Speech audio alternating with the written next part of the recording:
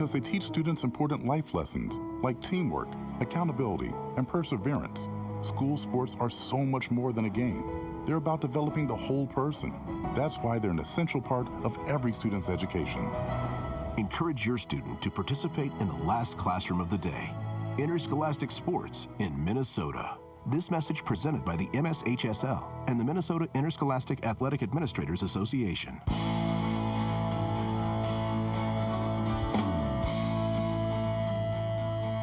It's Morning Talk on News Talk 1250 KBRF, brought to you by Pioneer Care and Fergus Falls Monument Company.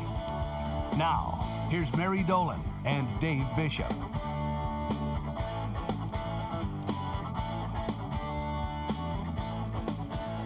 Good Wednesday morning.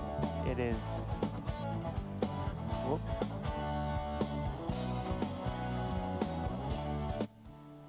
Good Wednesday morning. Oh boy, it has been a morning. How are you doing this morning, Mary? I'm good, good. Hey, thanks for filling in. Thanks for punting here. Yeah. And kind of last second. So good to have you know how to run all the buttons in there, because I sure don't. Oh yeah, I'm glad I was getting everything sort of set up beforehand. So if it weren't for you, we just plain old wouldn't be on today. So anyway. Hopefully we'll hear from Dave here in just a bit, and it is coming up on 9:15 already on what looks like it's going to be an absolutely beautiful fall day. I really hope so. Because yesterday was really grumpy and awful, wasn't it? The last 2 days have been really rainy and just not fun. Nope, and it's already Wednesday, so middle of the work week. This should make you feel good. Oh yeah. To see some sunshine. And you know, the trees the leaves that are left on the trees when the sun shines, oh my goodness, the colors are so much prettier. Our neighborhood is just beautiful. They are so... It's like it's plugged in. There's some trees over on County Highway 1, just this beautiful, gorgeous red. Yeah. Oh. I love this time of year when you get to see all those. And thankfully, the wind didn't blow down all the leaves yet, although... quite a few of them are gone. Yeah, there's definitely some bare trees out there. Yeah, for sure. Well, lots of things going on. Of course, we're nearing Halloween, and so hopefully everybody's gearing up for that. Looks like they're going to have to, if you've got a princess costume, get your winter jacket for over the costume. Or yeah, because it's going to be cold, like 42 or something like that. So, how many trick-or-treaters do you guys get at your place? Do you know we get into the hundreds? We wow. get, I mean, over 100, I should say. I think last year was like 150 or something like that. So we get quite a few, but it's a perfect neighborhood for trick-or-treating because there's about 3 cul-de-sacs, and so parents can safely let their kids off on one end. And there isn't much traffic, and then they just go house to house and up the hill and into the next cul-de-sac. And so I think it's been a fun place for kids to trick-or-treat. I think a good place for parents to bring kids because it's just not a lot of traffic. It's pretty a safe place to go. And and we love it. We love giving out the candy. I could care less about Halloween in terms of decorating and all that business, but I love when the kids come to the house, and I love to hand out the candy. So the first time my wife, back when we were dating, when we first moved into our apartment in Fargo, I remember we were just like, we don't think anyone's going to show up to our door. It's like, we don't know how many kids were in the building, but we were really hoping to get some trick-or-treaters, and I don't think we ever did. Really? Okay. Dave says the same thing. They get about a dozen, and then he eats the rest of the candy. So, I think it's just because it's such an easy place for kids to get a whole bunch of candy in one neighborhood, and mom and dad have to park one time and let the kids go. So, like, but I think it'll be less, though, don't you think, this year, just because of weather? I don't know. The weather's always not... It's not always great, no. You guys are going out, though, right? Yes, okay. We are going. I was talking with Miles about this on Real Rock Z103 earlier. We are going as the Mickey Mouse and Friends crew. So kiddos will be Mickey and Minnie, and then my wife and I are Donald and Daisy. Oh, how fun. Really fun. Yeah. I just talked to my sister-in-law over the weekend, and she's got 2 grandkids that are dressing up, and they are one is going to be a Dalmatian, and the other one's going to be a fireman. So for herself, she ordered a fire hydrant costume. Which I thought was really clever. She's such a good grandma. But anyway, so they're going to be the Dalmatian, the fireman, and the fire hydrant. That's adorable. Yeah, and it's really a cute costume too. So people are so clever when it comes to Halloween. I'm always so impressed. I've always wanted to really put some time and like build. I'm a huge superhero fan. Okay. And so I see a lot of people like making their own costumes, and I'm like, man, I wish I had the Yeah. time or ambition for that. I know. You know, when I was growing up, one of my best friends, her dad was an artist, and he was so creative. And I remember, in fact, I usually text her around Halloween and say, remember this, because we went as canned vegetables. So we went as peas and corn. And he made these cans that went around us. Of course, you couldn't sit down. You had to just keep on walking. But Yeah. it was a great costume. And then I remember my mom making a costume that I think she was the receptionist at the bank. And so she would often dress up on Halloween, for Halloween. Yeah. Or for Christmas. I think this was a Christmas deal. Anyway, she had made herself a Christmas tree costume, and it was great.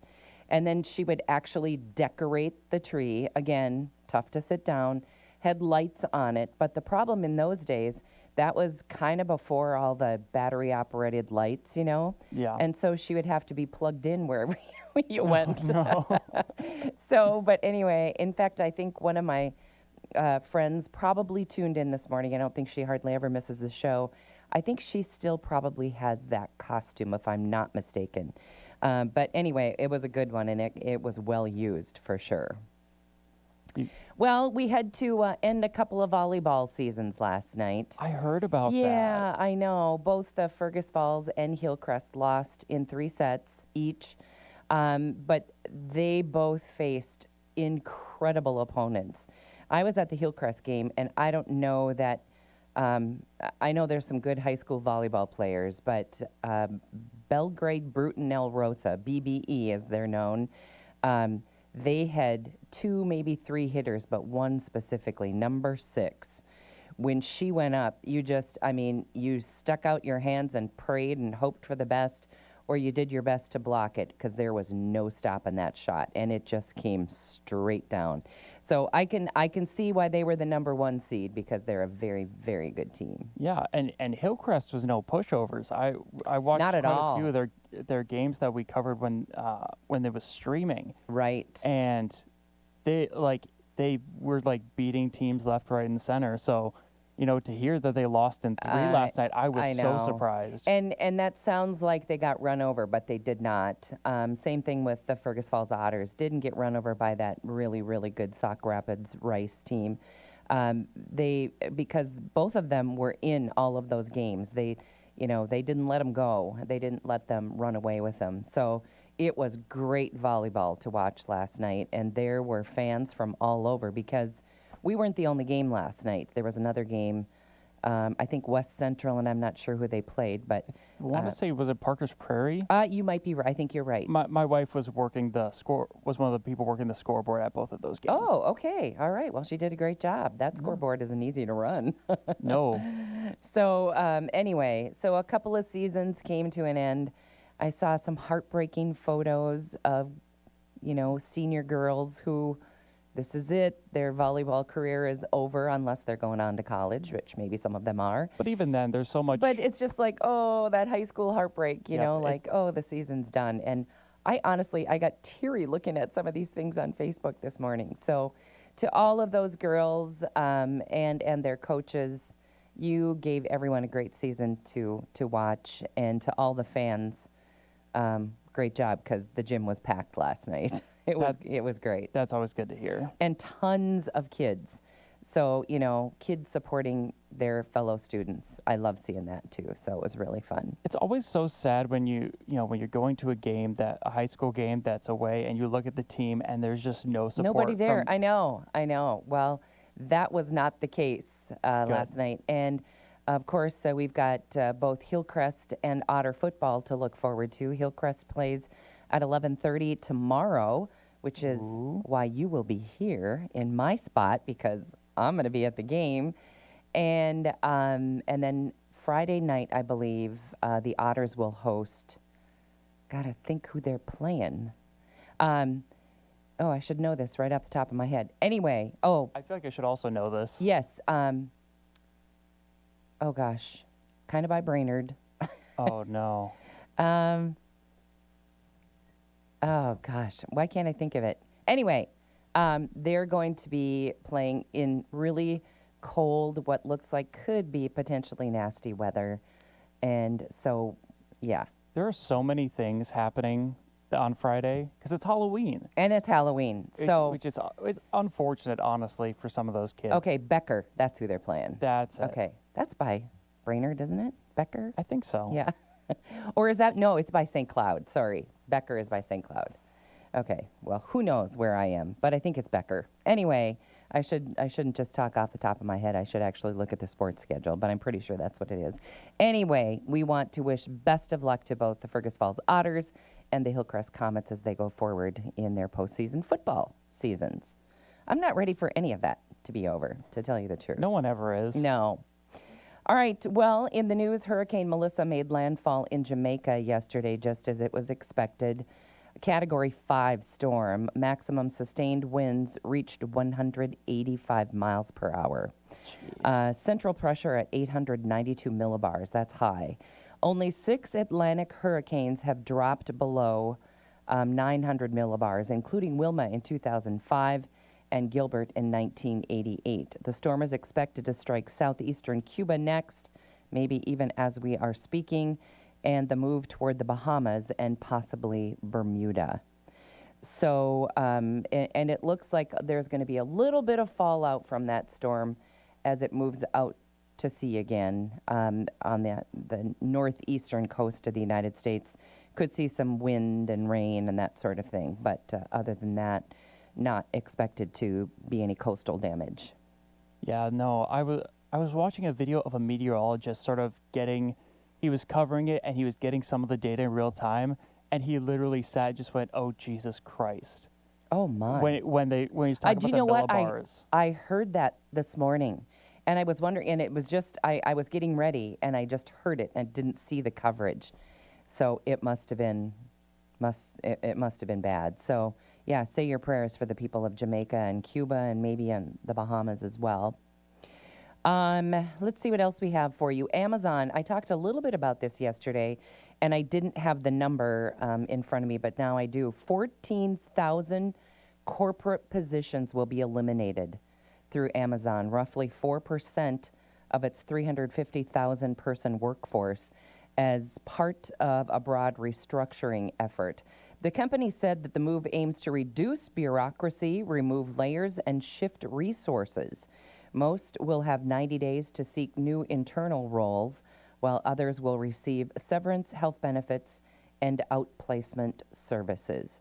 Now, the story that we talked about yesterday, they believe that AI is to blame for a lot of these lost jobs, because a lot of what happens once you order something on Amazon could be done by AI. Right. And of course, it's going to be a lot cheaper for them to do that.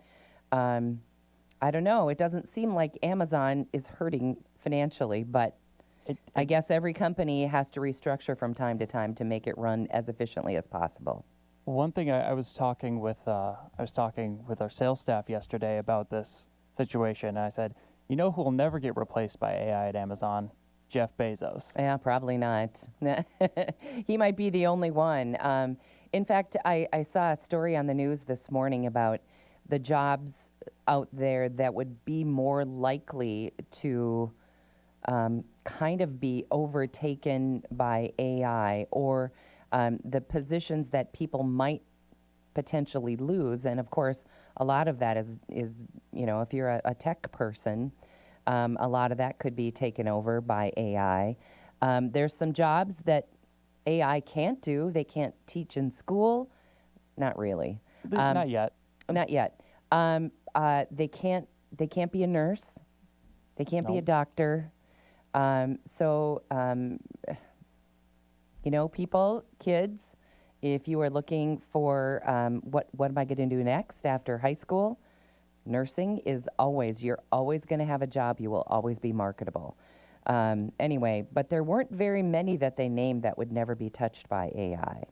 No, and it's scary, the idea of like a high schooler like looking at this and being like, okay, what do I want to do, and what's not going to get replaced in the next Right. 20 years. Exactly. I know I have a grandson who would love a career in fish and wildlife, but, he's being told, hey, first of all, those guys, when they get those jobs, they never, ever quit. So finding that job would be difficult. Yep. And I'm not so sure I want to be a government employee today.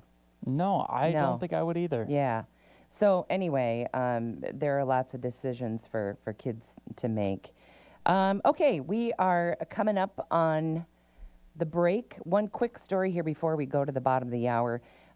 Benjamin Netanyahu has directed the Israel Defense Forces to launch immediate and powerful strikes in Gaza following an attack on IDF troops in southern Gaza, what they called repeated ceasefire violations by Hamas. So it seems that things are pretty shaky over in that part of the country, which maybe is not a big surprise. No, I was No. not surprised one bit when I've heard any of Right. this. Right.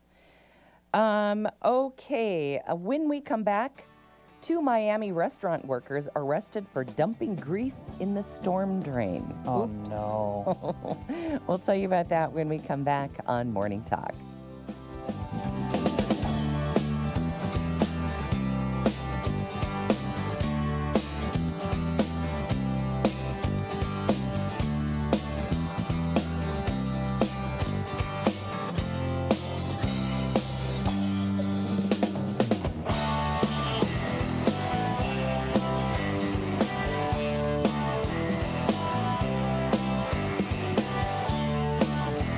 When your garage door stops working, life gets inconvenient fast. From broken rollers to full garage door makeovers, Easy Open Garage Doors does it all. Make it easy and give Easy Open Garage Door a call at 770-DOOR. This is Craig Olson. Join me every Saturday morning at 8 for the Coaches Show, presented by the Viking Cafe on News Talk 1250 KBRF. Football, basketball, soccer, hockey, volleyball, swimming, cross country. I interview area coaches to discuss the season, recap the last game, and preview upcoming games. Catch the live show at 8 on Saturday morning on News Talk 1250 KBRF and the live stream and archived shows at KBRFradio.com. Just click on Sports Streaming. The Coaches Show, presented by the Viking Cafe.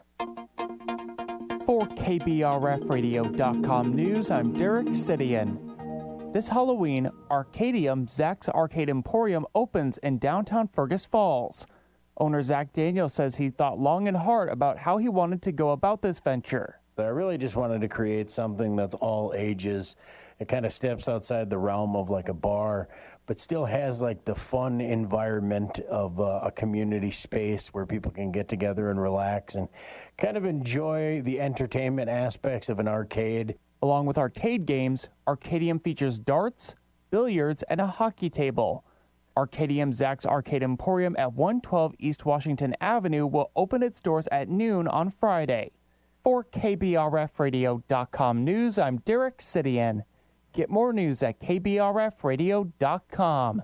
Sign up for email news sent right to your inbox, delivered by Cooper's Office Supply. KBRF presents Where to Eat, the culinary adventure sponsored by Dandelion and Burdock and Service Food in Fergus Falls. Hi, I'm Zach Daniels. And I'm Dave Bishop, your guide to the region's culinary treasures. Join us as we explore various restaurants, uncover delicious meals, and highlight each restaurant's signature dish. Experience diverse cuisine types, unique atmospheres, and must-try dishes. Check it out on KBRFradio.com and the Fergus Now app. New episodes air every first Friday of the month. Where to Eat, powered by Dandelion and Burdock and Service Food of Fergus Falls. Previously on the Under the Hood Show. New transmission fluid, when you pour it out of a container, it's ruby red. I mean, it's like Wizard of Oz ruby red. It's a brilliant color. but as it gets affected by debris that comes from the transmission, if you start getting any clutch material into it. That's what you need to click your heels together 3 times and say, there's no place like the shop. Get me home. There's no place like the shop. Listen to the Motor Medics on the Under the Hood Show, Saturday mornings at 9:05 on News Talk 1250 KBRF. KBRF Fergus Falls deals. Save on everything from food to jewelry. You'll save on what you buy every day at FergusFallsDeals.com.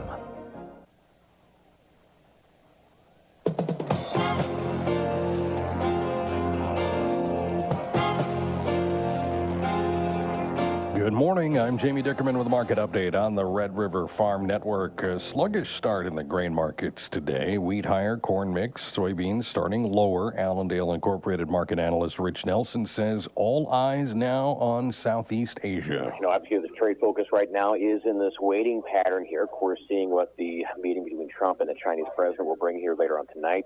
Keep in mind this meeting slated for 3 to 4 hours. It starts at 9 p.m. Central tonight for us here in the U.S. So keep in mind as far as that goes, that will be a big thing we're watching very carefully. And as far as comments, we're looking for clear comments regarding soybeans in terms of quantities or value purchased, as well as a question of whether Chinese tariffs will be lowered on U.S. products.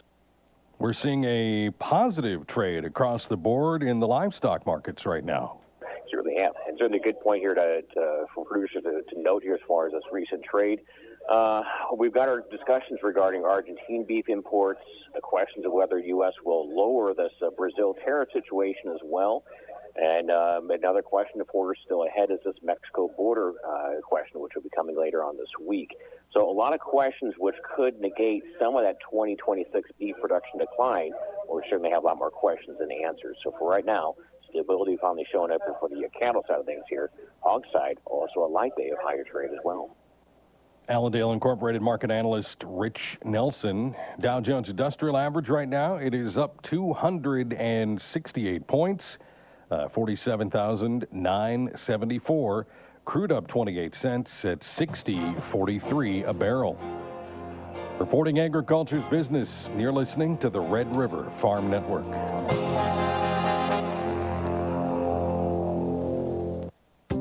From sugar beet fields to dairy facilities, producers count on an operating line of credit from Ag Country Farm Credit Services to help make their operations more profitable.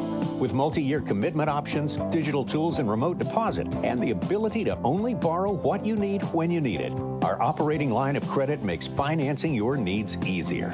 Visit agcountry.com/line of credit or call 800-450-9858 to learn more. Terms apply. See website for details.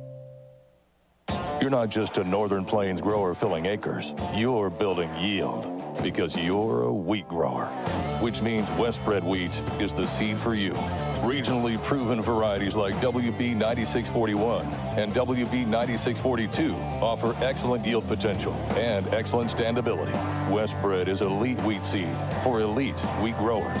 We're bred differently, just like you. Performance may vary. Read and follow pesticide label directions, grain marketing, and other stewardship practices.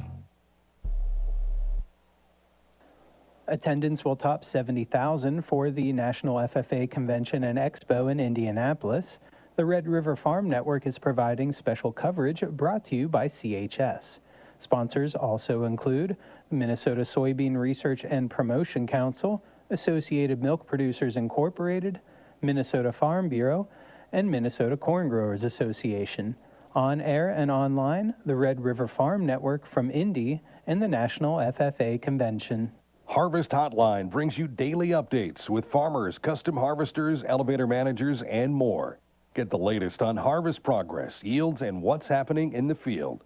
Harvest Hotline can be heard weekdays at 12:37 during Agriculture Today. Harvest Hotline brought to you by Ag Country Farm Credit Services, Amity Technology, North Dakota Mill, and U.S. Custom Harvesters. We're the Red River Farm Network, reporting agriculture's business. Minneapolis wheat December is up 4 3/4 now, 566.5. We have December Chicago up 1 3/4 cents, 530 3/4. December Kansas City up 3 3/4 at 523 3/4. December corn unchanged at 432. November soybeans we are down 1 1/2, 1077 1/4. December live cattle, up 462, 231.22. And November feeder cattle now up 605 at 339.45. And December lean hogs up $1.17 at 82. This is the Red River Farm Network.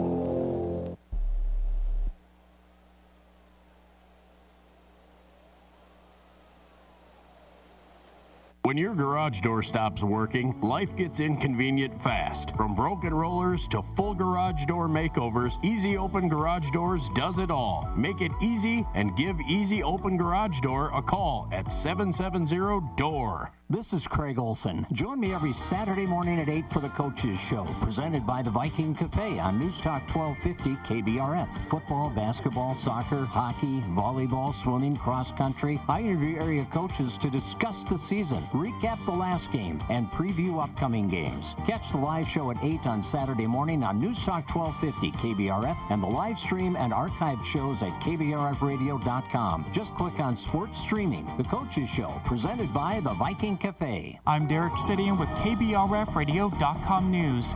Join me every Friday at 5 on KBRFradio.com or on the Fergus Now app for the weekly news recap, where I recap this week's hottest local news and you catch up on what you might have missed. From local crime and business news to road construction and car accidents, the weekly news recap keeps you up to date on what you need to know. The KBRF Weekly News Recap is brought to you by Fergus Falls Monument, online at foreverstonемemorial.com. Memorials that matter. The four letters that define winning. N-D-S-U.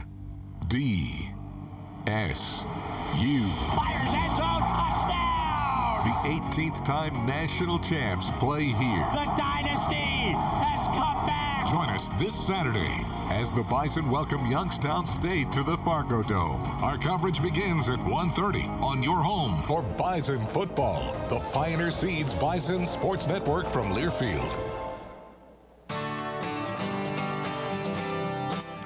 Hey, it's News Talk 1250 KBRF. Listen anytime, any place with the Fergus Now app on your phone. Going through today, warming up to 48, sunny skies. Winds out north-northwest at about 7 for tonight to 32 with increasing clouds. 49 on Thursday. Friday, if you're headed to the game, slight chance of rain. 42 for our high. 30 for Friday night's low. That's going to be a chilly one at Otter Stadium. You just got to maybe hold a grudge, a slight grudge. All those people get to do it at the Fargo Dome. I know.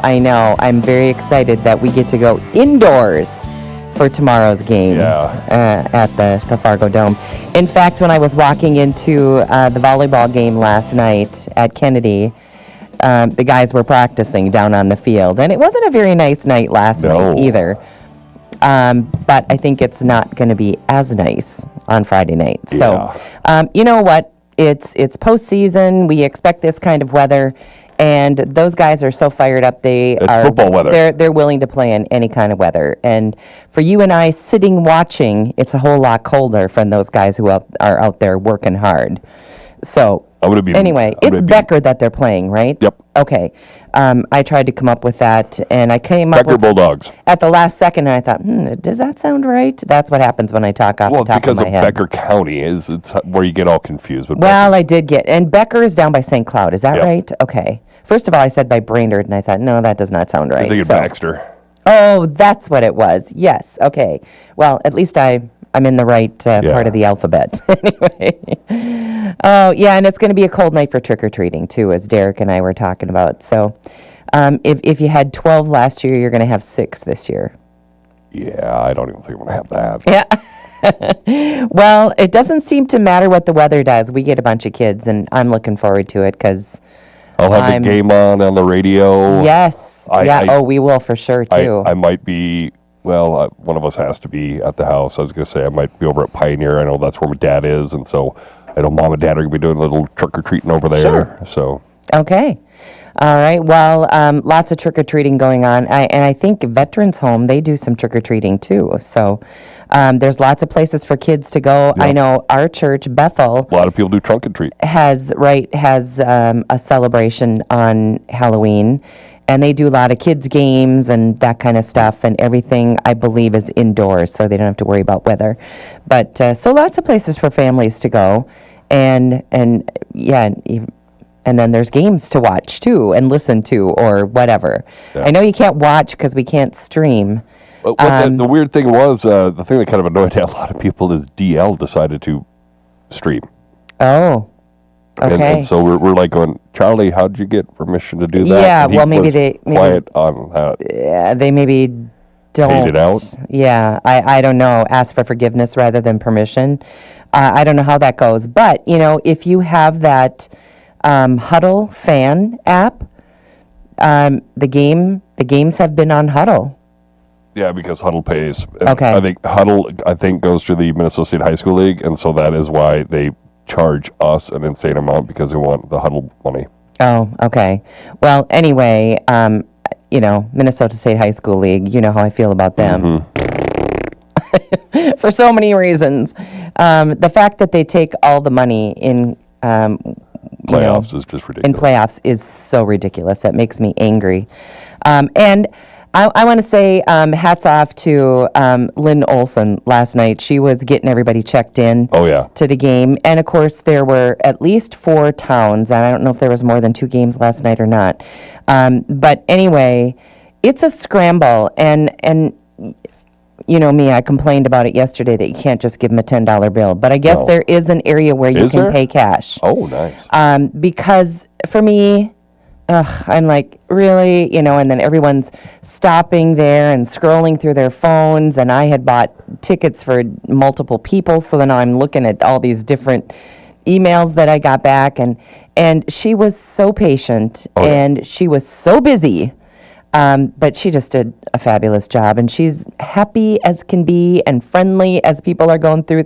And it was mayhem getting in there last night. So on my way out, I told her what a great job she was doing, and I hope she knows, because that's not an easy one. That's busy when people are coming in. Oh, yeah. And then, of course, there are some people that bought tickets online and then didn't really know how to do the end of that. And so then she would end up helping them, and she was just really gracious and really good. And so anyway, and I know that we have Nick Keel does some play-by-play for us from time to time, but he's the PA announcer at Kennedy. And oh my goodness, does he do a great job to keep Nick's awesome. Wow. He's And- not going to do play-by-play for us this year because he's going to coach. Oh, okay. Well, there you go. But he's just really good at that, and he did a great job at the game last night. And then from there, I tuned in to Channel 977, was listening to the Otter Girls game. And Mark Johnson has a great call on volleyball. That's not the easiest thing. And when you see how fast that volleyball moves from girl to girl, and he just lit it up. He got it right on all those names, and I don't know how, but A lot of years of hockey practice. I guess so. That's probably true. But anyway, he did a great job on Mark that does game an last awesome night. job. Because you couldn't see it. No. So I guess it was on Huddle. I could not find it. Anyway, so I tuned into Mark's broadcast last night, and he made it very easy to feel like you were in the game. So, all right. Well, let's see. I teased this one before the bottom of the hour. There were a couple of restaurant workers who got in a bit of a jam. They were caught disposing of cooking grease in the storm drain. Oh, that's a thing in China. They call it gutter grease. The Environmental Crimes Unit investigation began September 22nd following an anonymous tip with a photograph. Officers found them actively dumping that into the drain. And anyway, they told the police that they had been instructed to pour the grease in the drain as a regular practice at their restaurant. He admitted directing that the grease disposal, but denied ordering storm drain dumping. Both face charges of an environmental crime, willful disregard. Authorities warn that grease dumping contaminates water sources, harms wildlife, clogs sewage systems, and can cause raw sewage overflows into waterways. And it just is not a good thing to do. You don't dump it down your own drain. Why would you put it in a storm drain? I got you even beat. Oh, yeah? Okay, my buddy Josh, who used to live in China, mentioned that in Bangkok, the restaurants would dump their grease in the gutter. The good restaurants would dump their grease in the gutter, but a lot of the street vendors and some of the bad restaurants would get their grease from the gutter after they dumped them. Okay, that's you win. Yep. That's gross. Okay, so you're taking a trip to China. Yeah, be careful what you eat, right? Oh, boy. Here, now we're moving to the pizzeria. Franklin Township Police Sergeant Kevin Bolero faces misconduct charges for failing to properly investigate shooting reports. This happened on August 1st that resulted, sadly, in a double murder. Prosecutors say that he received 911 calls about gunshots and screaming in Pittstown, but drove nearly 2 miles in the opposite direction to a bank ATM instead. Wow. Wow. Anyway, GPS shows he never visited caller locations before asking dispatchers to clear him from the scene. He spent nearly an hour at Duke's Pizzeria in Pittstown and roughly another hour at a second restaurant. And 2 people lost their lives in this ordeal. That's ridiculous. Yeah, well, anyway, yeah. He has been charged with official misconduct and tampering with public records for false statements in his incident report. So he's probably looking for a different job. Yeah. Have you ever watched, do you have HBO? Yeah, I don't watch it very little. HBO has a show out there that's, I guess, pretty popular. I don't have HBO. It's called The Pit. Never seen it. Anyway, it must have something to do with end-of-life stuff. Anyway, University of Southern California study reveals that HBO's award-winning show called The Pit motivates viewers toward organ donation and end-of-life preparation. So I don't know. I think it's like an ER pit, like the ER emergency room, or I guess it's called emergency department now. Okay, so it's a medical hospital show. I think I've seen a preview for it.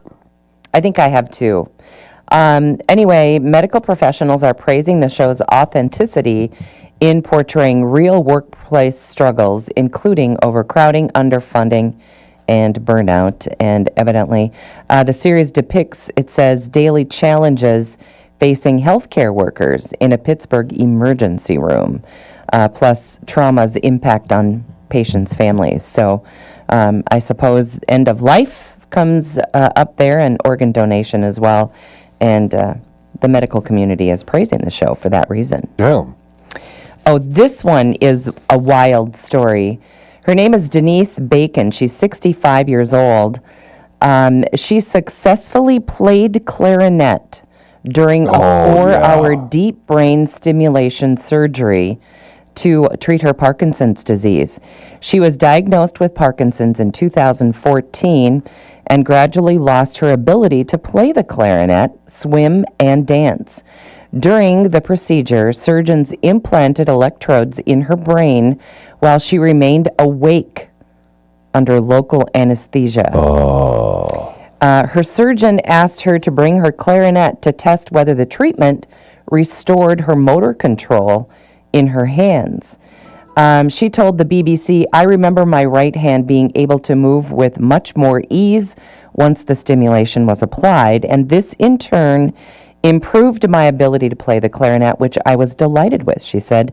"I'm already experiencing improvements in my ability to walk, and I'm keen to get back into the swimming pool and on the dance floor to see if those things have improved." Wow. Our brain is quite a thing.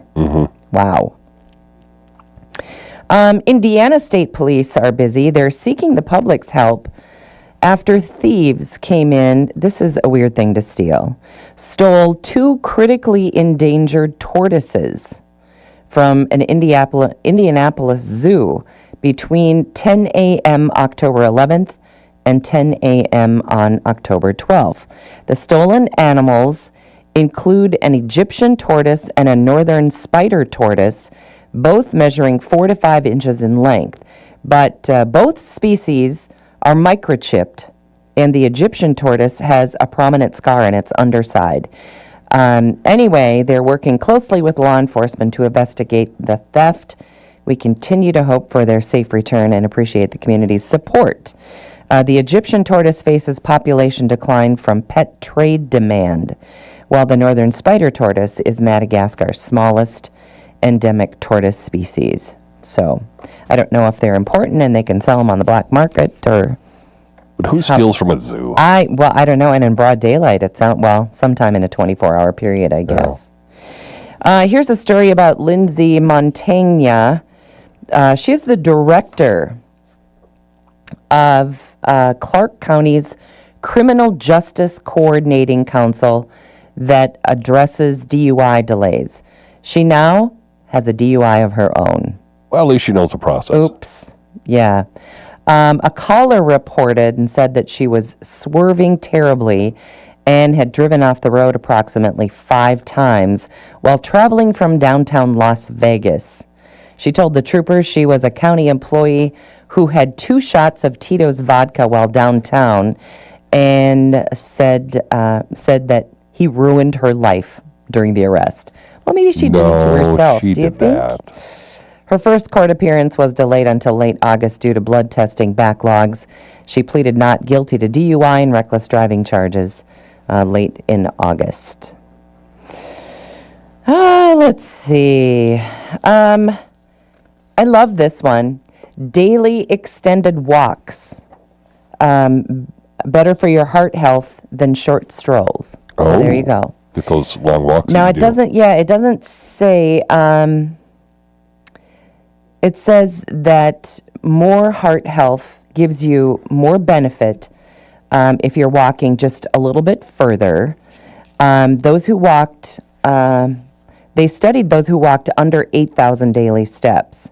They were tracked over 8 years and grouped by walk duration. Under 5 minutes, that's hardly a walk. No. Unless you're just getting started. Don't let me discourage you. 5 minutes is better than no minutes. 5 to 10 minutes, 10 to 15 minutes, and 15 minutes plus. Those taking longer walks showed lower heart disease and death risk than the short burst walkers.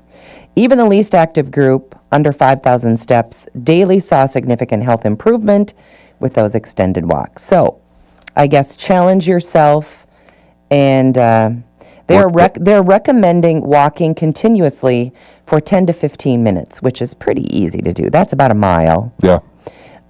Roughly 15,000 consecutive steps. So in in a 2 mile, some mornings, 3 mile, sometimes, those walks, that's quite a few steps, I guess. Mm-hmm. I don't wear my tracker anymore. I got tired of one more thing to plug in and remember to plug in and remember to put. I gave up on that. Well, doesn't your phone track you? I suppose it would. I don't care that much. I'm kind of one of those people that if every time I see you, you're gonna tell me, like we get together for lunch and I have to hear how many steps you did yesterday and how many steps you did the day before. I'm like, okay. Well, I mean, you don't have to share just because I know, but I don't know. I don't need to know. And quite honestly, if you're one of those people that brag about your steps, I know. Just go sit in the corner and feel shame. You really need to sit in the corner and feel shame. I don't want to hear about that. And and good for you if you're just getting going. I know it's a pride thing, and it's something you should be proud of.